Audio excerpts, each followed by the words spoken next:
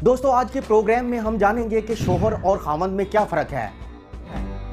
تو خواتین و حضرات، میں ہوں خرم شوکت اور آپ دیکھ رہے ہیں انفو وتھ خرم۔ خاوند اور شوہر دونوں الفاظ اردو میں ازدواجی رشتے میں مرد کے لیے استعمال ہوتے ہیں۔ خاوند اور شوہر میں کیا فرق ہو سکتا ہے؟ دونوں میں تھوڑا سا فرق ہے جو ان کے استعمال اور مفہوم میں جھلکتا ہے۔ اس کا بنیادی مطلب کسی فرد یا کسی چیز کا مالک ہونا بھی ہوتا ہے۔ مثال کے طور پر زمین کا خاوند یعنی زمین کا مالک۔ شوہر یہ لفظ خاوند کے لیے زیادہ مہذب اور رسمی انداز میں استعمال ہوتا ہے۔ شوہر کا مطلب محض ازدواجی تعلق تک محدود ہے اور اس میں ملکیت کا پہلو نہیں پایا جاتا۔ جدید اور شہری زبان میں یہ لفظ زیادہ استعمال ہوتا ہے۔ المختصراً الفاظ میں شوہر اور خاوند کا مطلب تقریباً ایک جیسا ہوتا ہے، لیکن ان کے استعمال کے لیے تھوڑا سا مذکورہ فرق پایا جاتا ہے۔